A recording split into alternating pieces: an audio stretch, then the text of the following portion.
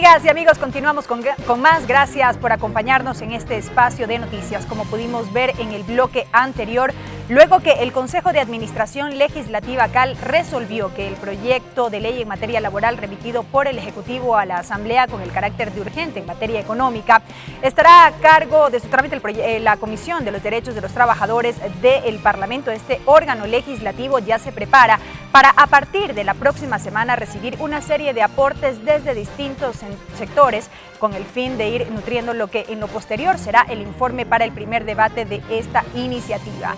Sobre el tratamiento que dará esta comisión del Parlamento al proyecto de ley, vamos a abordarlo en nuestra entrevista de hoy. Margely Vázquez, doctora en jurisprudencia, máster en políticas públicas, asambleísta nacional por Alianza País, presidenta de la Comisión de Derechos de los Trabajadores. Asambleísta Vázquez, bienvenida a la televisión legislativa, qué gusto que nos acompañe. Bueno, muy buenas tardes a todos y a todas, y para mí siempre es un gusto estar con ustedes. Asambleísta, bueno, ya se ha confirmado que es la comisión que usted preside la que estará a cargo del trámite de este proyecto de ley. Usted ya había anticipado en cierta medida quiénes serían los actores que serán invitados a la comisión para que den sus aportes y sus observaciones a este proyecto de ley urgente en materia económica. ¿Cómo se estaría ya definiendo el cronograma de trabajo? Efectivamente, luego que el CAL nos remite ya a la comisión este proyecto de ley, nosotros, de acuerdo a la ley orgánica de la función legislativa, tenemos 10 días. Los 5 primeros días están orientados a recibir todas las propuestas de los ciudadanos, de las ciudadanas, a escuchar sus opiniones con respecto al proyecto de ley, y para eso pues vamos a armar, estamos ya el día de hoy armando una agenda que estará lista a más tardar mañana o pasado, y ya la haremos conocer a la ciudadanía a través de los medios de comunicación en una rueda de prensa que la estaremos llevando a efecto el día lunes a las 10 de la mañana. Sobre los actores que serían convocados a esta mesa, no se ha descartado obviamente la presencia de representantes de las organizaciones sindicales, de empleadores también, trabajadores. ¿Quiénes vendrán a la comisión? Así es, lo que estamos es delimitando en sí los horarios, los días que van a comparecer. Como sabemos son 10 días son días que tenemos que poner mucho trabajo, mucho empeño, mucho esfuerzo para poder estar, para poder debatir y para poder arrojar un informe de primer debate que vaya en función siempre de los trabajadores y de las trabajadoras de la patria. Dentro de los actores que estamos pensando invitar, se me puede escapar aquí uno u otro, pero estamos pensando llamar a los representantes de los empleadores, de las cámaras, de los empresarios. También tenemos pensado, como no sería de otra manera, llamar a los representantes de los trabajadores, a la CUT, al Parlamento Laboral, al FUT. También estamos pensando llamar a un representante de la OIT para que vengan y presenten sus argumentos, sus opiniones sobre este proyecto de ley que desde mi punto de vista está enfocado a sostener el empleo, está enfocado a brindar nuevas plazas de empleo para los jóvenes. También estamos pensando en invitar a diferentes ministros que están involucrados en el tema, como el ministro del Trabajo, obviamente, el Consejo Directivo del IES, el ministro de la Producción, la CENESID también, porque estamos haciendo reformas a la ley de pasantías y se está involucrando especialmente a jóvenes entre los 18 y los 24 años al campo laboral, dando incentivos al sector privado, que de cada 10 plazas de empleo, 8 ofrece el sector privado, y en función de eso incentivos para que contraten jóvenes, ya que el Estado estaría asumiendo, de acuerdo al proyecto de ley, por un año el pago del seguro social en el equivalente a 2 salarios básicos unificados. También estamos invitando a los jóvenes, obviamente hay organizaciones de jóvenes, de universitarios, para que vengan y también nos den sus propuestas dentro de la mesa. Entonces son grandes grupos de trabajadores, de empresarios, de jóvenes y obviamente los funcionarios del Estado, que fueron quienes presentaron, tanto el ministro de Trabajo como el director ejecutivo del IES, quienes presentaron el proyecto de ley. Asambleísta, usted ha enfatizado en esta suerte de fomento que se quiere para insertar a los jóvenes en el ámbito laboral. Se ha dicho de este proyecto de ley que lo que se busca también es generar estabilidad para, en este caso, los trabajadores frente a dificultades económicas que, según consta en la exposición de motivos de este proyecto, vive el país por factores externos y demás. Sobre el contenido en sí de la propuesta, entonces, asambleísta, ¿qué es lo que podemos destacar? Bueno, Hasta el momento nosotros oficialmente, o sea, estamos esperando analizar ya cuando el CAL, que en esta tarde lo remitirá ya a la Asamblea, a la Comisión de los Derechos de los Trabajadores, hacer un análisis profundo de cada uno de los planteamientos. Sin embargo, las directrices generales son las que usted acaba de mencionar: abrirle la puerta para que los jóvenes de 18 a 24 años puedan acceder a su primer empleo. También estamos abordando el tema del seguro de desempleo.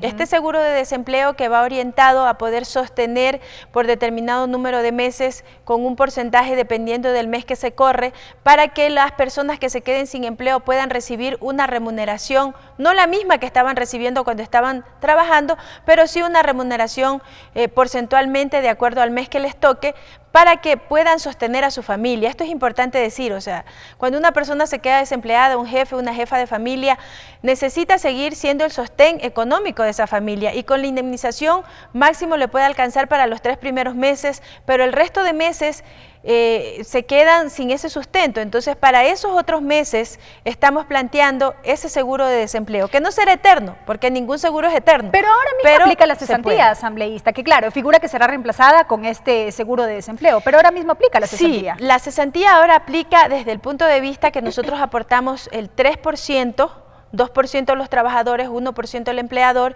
y este 3% pasa a cuentas individuales.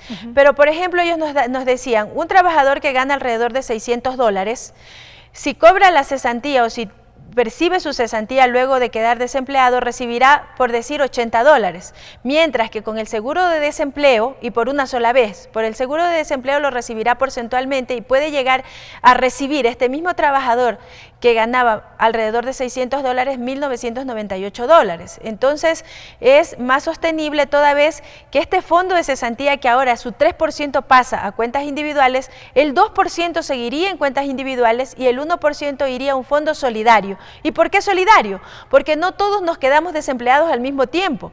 Hay personas que se quedan desempleadas y otras no. Entonces, este fondo solidario va a servir para abastecer a las personas que se quedan en un momento dado sin empleo, y donde los que estamos empleados seguimos contribuyendo a ese fondo solidario. Es ahí la sostenibilidad del proceso, y por eso es que el seguro de desempleo va en función de precautelar los ingresos familiares, al menos por un determinado tiempo, hasta donde se asume ya puede conseguir trabajo la persona que se queda desempleada. Nada más una precisión, asambleísta. Pese a que se han establecido estos porcentajes a partir del 4.º mes hasta el 8.º mes, no necesariamente quiere decir que el empleado que se queda, bueno, en este caso desempleado, la persona que se queda desempleada, va a recibir los ingresos en función de este porcentaje, porque esto dependerá de lo que efectivamente tenga o con lo que cuente como cesantía, como es ahora, como se lo conoce. Sí, pero no solo la cesantía. Aquí hay un ejemplo que nos mostraban, el día de la presentación, en donde se puede ver que un trabajador que gane $665, primero, segundo y tercer mes, obviamente tiene la indemnización a la liquidación. En el mes cuarto ganaría con el seguro de desempleo $466, en el mes quinto $433, en el mes sexto $400, en el mes séptimo $366 y en el mes octavo $333. Quedaría un equivalente o un total a $1.998 con el seguro. Sin el seguro, con la cesantía como actualmente está, recibiría en el mes cuarto $80, en el mes quinto 0, en el mes sexto 0, en el 7 0, en el octavo 0 y al final recibiría $80. Es decir, entonces aquí se ve una diferencia. ¿Esto es independiente de lo que el afiliado haya acumulado? Claro, porque hay un fondo solidario, hay un fondo solidario y es allí donde está el kit para mantener y para que pueda ser sostenible este seguro. Nosotros en la mesa tenemos que estudiar, tenemos que ver los porcentajes, tenemos que mirar. Ahorita simplemente yo estoy diciendo lo que escuchamos en la rueda de prensa cuando nos presentaron el proyecto de ley. Nada más para precisar, ese fondo solidario corresponde al aporte al 1% patronal. Al 1% patronal. El 2% que aportamos nosotros, los trabajadores, seguirá estando en cuentas individuales, de acuerdo a lo que nos plantearon en el proyecto de ley. De lo que se ha podido escuchar de las propias autoridades que hicieron la presentación de este proyecto, bueno, es evidente que se deberán recoger aportes por parte de los ciudadanos y demás, y de los actores involucrados. ¿Cuánto más podría irse puliendo este documento a fin de que ya pueda ser aprobado ya en lo posterior? ¿Cuáles serían, por ejemplo, usted, en este caso como presidenta de la comisión, algunas de las observaciones que se harían a primera vista respecto del contenido? Bueno, nosotros tendríamos primero que recibir a todos los actores, tendríamos que mirar cuáles son sus puntos de vista, tendríamos que seguir indagando en preguntas a los funcionarios públicos, a los ministros en este caso, que presentaron el proyecto de ley, al director del IES, y luego nosotros podríamos ya llegar a apreciaciones directas que se pondrán en debate y ya tendríamos prácticamente el informe listo, tendríamos que tenerlo hasta el día domingo, esperamos tenerlo antes y entonces sí, ya podría decirle estas son las apreciaciones de la comisión. Sin embargo, de ello, a primera vista, como fue presentado el proyecto, creo que es un proyecto muy beneficioso para la patria, creo que es un proyecto muy beneficioso para la clase trabajadora y lo que se está precautelando es el empleo y también abriendo la puerta para que muchos jóvenes del Ecuador puedan acceder a ese primer empleo. Una inquietud adicional, asambleísta, y con esto terminamos. Como hemos podido ver, se reforma la ley de pasantías también y el Código de Trabajo, sobre todo para establecer esta nueva modalidad contractual que es la del empleo juvenil en este caso. Allí usted manifestaba al inicio de esta entrevista que es el Estado el que asumiría el aporte a la seguridad social, en este caso de los jóvenes, siempre que el salario sea 2 salarios básicos unificados. En la situación actual, en la situación que enfrenta el país, ¿estaría el Estado en capacidad de poder cubrir estas afiliaciones? Bueno, yo pienso que el Ecuador, para plantear esto, el ministro de Trabajo debió haberse hecho todo un análisis, porque también el Estado invierte en un joven que está desempleado.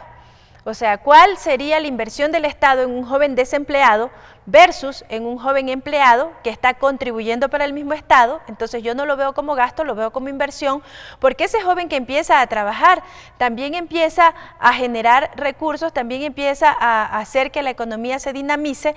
Entonces aquí está lo que implica tener a un joven desempleado versus el que este joven se emplee y el Estado incentive e invierta hasta 2 salarios básicos unificados, el aporte al IES por un año. Entonces, para mí esto es una inversión, no es un gasto. Y no, yo creo que el Estado, cuando un joven está desempleado, no se ve, pero se sigue gastando. O sea, cuando la población económicamente activa llegaría a su óptimo esplendor, se podría decir, donde todos estemos trabajando, toda la economía del país se empieza a dinamizar. Los impuestos, usted tendría más capacidad adquisitiva, al tener más capacidad adquisitiva, usted está pagando IVA, ese IVA se retribuye al mismo Estado. Si su sueldo cumple la base imponible del impuesto a la renta, usted estaría pagando impuesto a la renta que va al mismo Estado. Entonces, más o menos es algo que del Estado vuelve al mismo Estado. Entonces no lo veo como algo que no se pueda hacer, que no pueda ser sostenible. Porque debió haberse hecho un estudio previo para poderlo para presentar este proyecto de ley tienen que haberse dado todos los estudios del caso y creo que se inclinaron a la apreciación que le estoy dando. Un joven desempleado también le cuesta al Estado. Bueno, asambleísta Vázquez, gracias por habernos acompañado. Estaremos atentos entonces al trabajo de la comisión sobre este proyecto de ley. A ustedes, con mucho gusto. Ha sido la asambleísta Margely Vázquez, presidenta de la Comisión de los Derechos de los Trabajadores de la Asamblea Nacional, manifestando cuál será el mecanismo de trabajo de esta mesa legislativa para el trámite del proyecto de ley orgánica para la optimización de la jornada laboral y seguro de desempleo.